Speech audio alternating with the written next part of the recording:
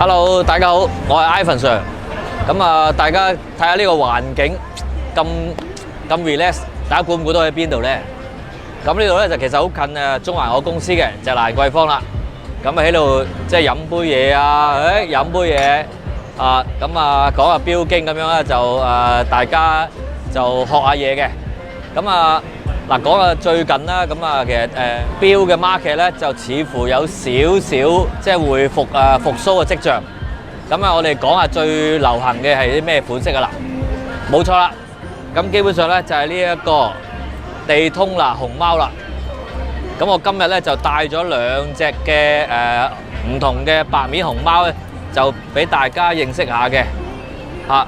嗱兩隻咧，呢隻就先講而家賣緊熱賣緊嘅116-500啦。呢個熊貓地通拿白色面嘅，自2017年推出，受歡迎到而家咧都係賣緊即係一個炒價嘅。9萬幾咧就賣到即係差唔多10幾20萬。講下呢個錶有咩特別啦？就佢個設計，最重要就係由於舊嘅鋼圈咧，個圈咧好容易有花啦，有即係損壞啦。勞力士咧就推出咗呢一個嘅 ceramic 陶瓷嘅呢個深色嘅外圈加上呢一個白色嘅錶面啦。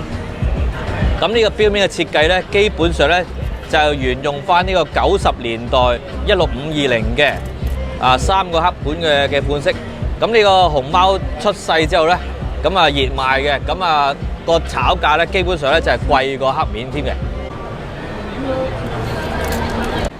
我就帶咗一款舊嘅16520白面熊貓咧，就大家對比下，可以睇下佢整體上咧，大致上兩隻錶有冇咩特別嘅分別。我諗最容易大家察覺，當然係個 ceramic 嘅外圈啦。新裝咧有一個深色近於黑色嘅一個陶瓷外圈。而舊款咧就係一個 basic 嘅鋼嘅外圈嚟嘅。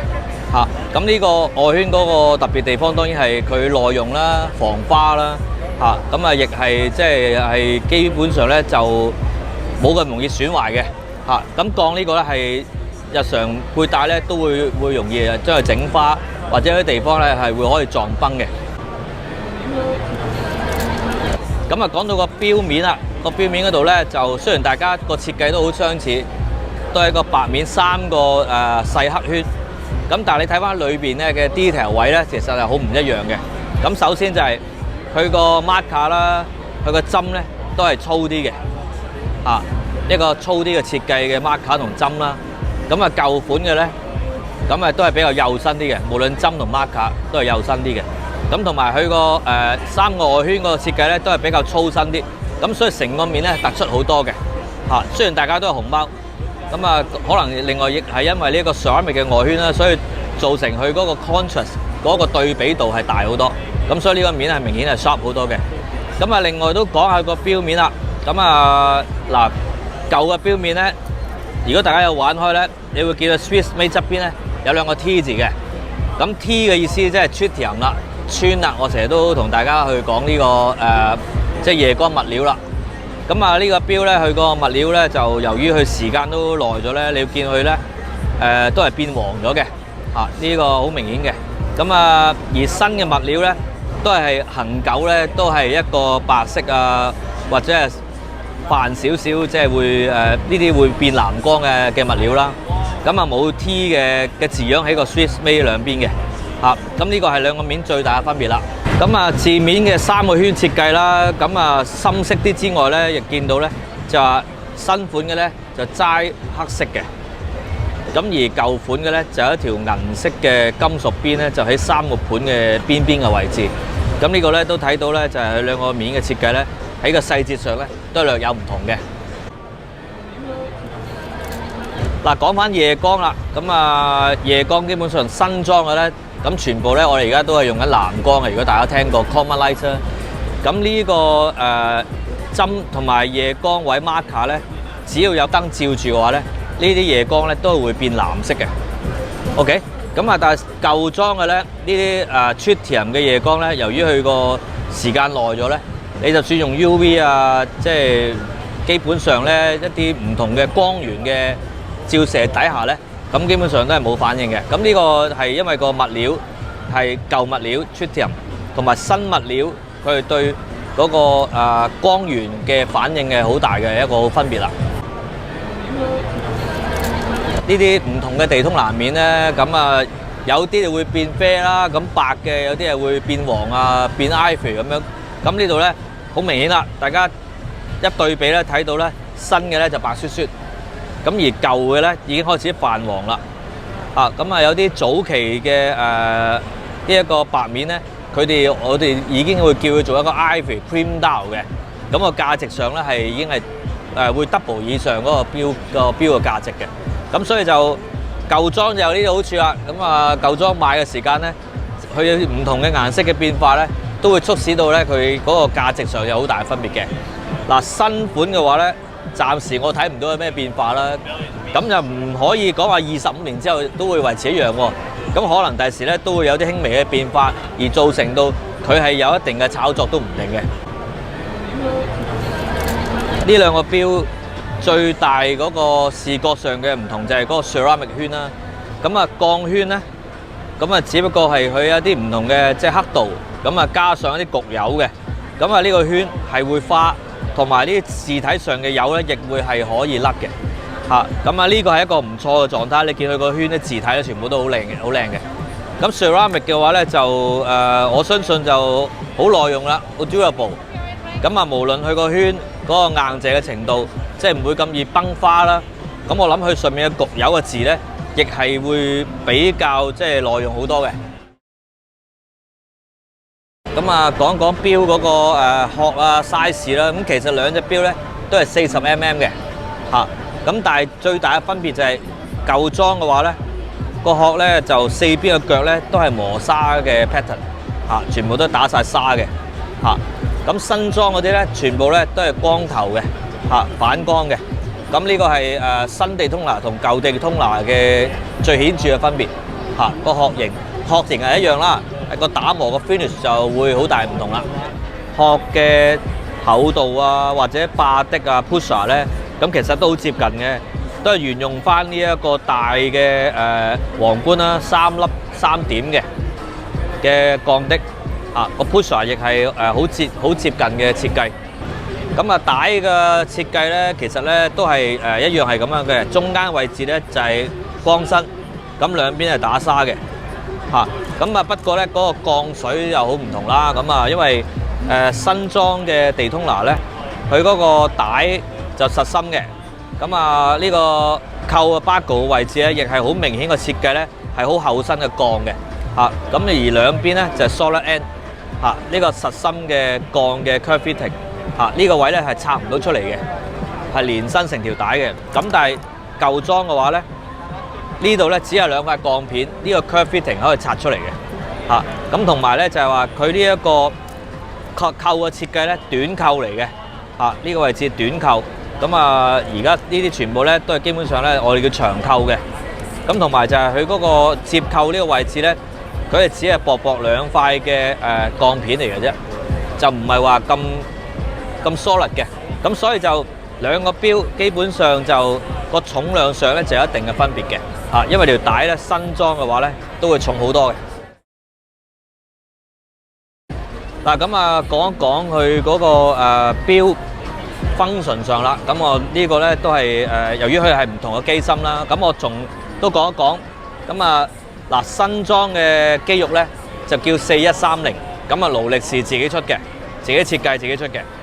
咁呢一個16520舊款嘅咧個機翼咧就叫4030，咁係呢一個 Zenith 廠嘅製造。當其時係勞力士係買咗佢哋嘅機翼咧就自己加以改良嘅。所以就基本上咧就兩個翼咧就係唔同廠嘅。咁另外咧就係話嗰個 function 上咧，咁亦可以體驗到兩個機翼嘅分別嘅。我先講一講呢一個新裝嘅即係16500先啦。尤其是計時方面咧，首先扭鬆呢兩個pusher 啦。呢個係發動個計時秒針嘅 pusher。呢一支長嘅秒針。當然啦，呢個係 start 嘅。OK，你會見到啦，呢個計時秒針開始行啦，逐秒逐秒咁行啦。咁佢行夠咗1分鐘之後咧，佢呢個3字位嘅盤咧就會喐1分鐘嘅。嗱 ，OK 啦，見到係1分鐘之後咧，呢個計時盤咧佢喐咗1分鐘嘅。咁呢個掣咧亦係 start 之外咧就可以 stop 嘅。嗱 ，stop 翻呢個呢個計時秒針 stop 翻。如果你再行就再撳咯。咁當你 stop 咗之後，當你我用完呢個 function 啦，咁咧跟住下邊呢一個 pusher 咧就將呢啲計時針咧就 restore 翻去12嘅。咁下邊嗰個分鐘嗰個亦係咁樣用嘅。咁你會見到啦。OK 嗱，計時針同埋呢個分鐘嘅針咧就 restore 翻去12點嘅。咁由頭再做過啦。咁另外咧就分鐘以外咧，咁佢嘅9字位嘅盤咧就計鐘頭嘅，即係話咧你每喐60分鐘咧，佢就會去跳1個鐘頭噶啦。咁如果係 for 一啲特別嘅即係計時嘅功能，你係超過1個鐘以上嘅話咧，咁呢個咧就係會俾你知道究竟就係行咗分鐘以外係行咗幾個鐘啦。咁呢度我就試唔到俾大家睇嘅，不過就呢度睇到咧就係3字位咧就係計分鐘，呢個9字位呢個咧計鐘頭 hours， 咁呢個咧就係嗰個秒針啦。咁呢個咧就係新款116500佢嗰個計時 function 嘅分別啦。咁咧就講埋呢個 Zenith Daytona 16520咧嗰個計時操作嘅分別啦。咁一樣啦。咁兩個 pusher 上面下，咁扭鬆咗佢之後，咁咧就上面呢個咧就係呢一個開動嘅計時秒針啦。咁同埋呢一個 stop 佢個 function 啦。咁下邊就 restore 嘅。咁示範一次俾大家睇啦。OK。咁見到啦，計時秒針就開始運行啦。咁基本上咧都係一樣嘅。咁3字位咧都係睇翻嗰個分鐘嘅。只要個計時秒針喐到1個圈嘅話咧，嗰個分鐘嘅盤咧，佢就會喐1格咯。咁你見到啦，而家就去到20幾秒啦，咁樣。大家可能近鏡都睇到啦。呢一個舊裝嘅Daytona咧，見到啲夜光咧，係咪黃啲咧？面係有少少微黃啦，夜光係比較即係深色嘅黃色嘅。而家去到呢一個即係40幾秒啦。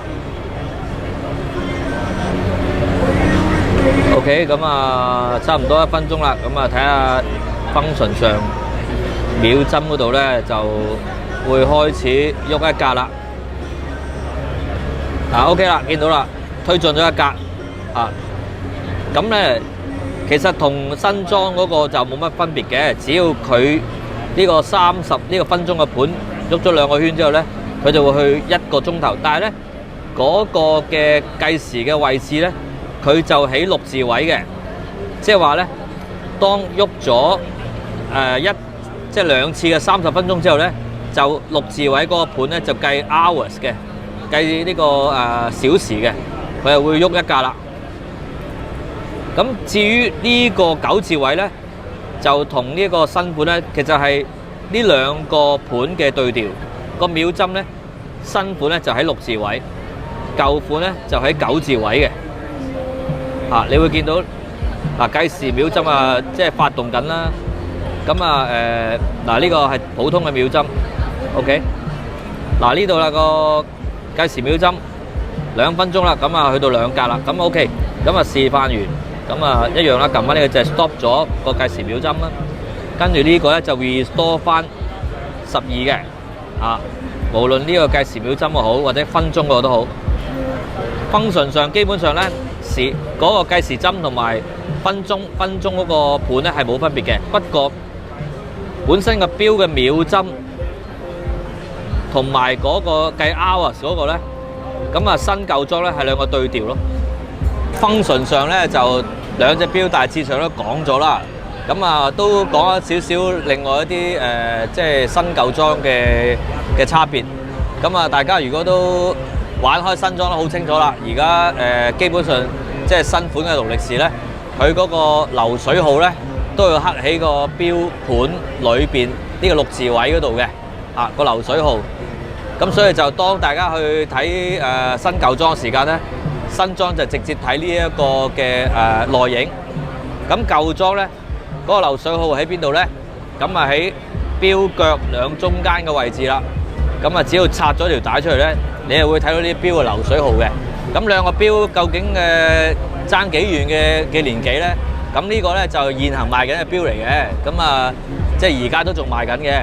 咁呢個咧就係95年嘅版本嚟嘅。咁兩隻錶咧係相差25年咁多嘅。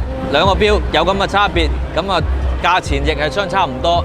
一個係即係20萬、10幾20萬嘅價錢，而呢個亦係賣緊即係接近20萬嘅。咁25年嘅差距，究竟大家咧就係中意即係新定舊、左定右咧？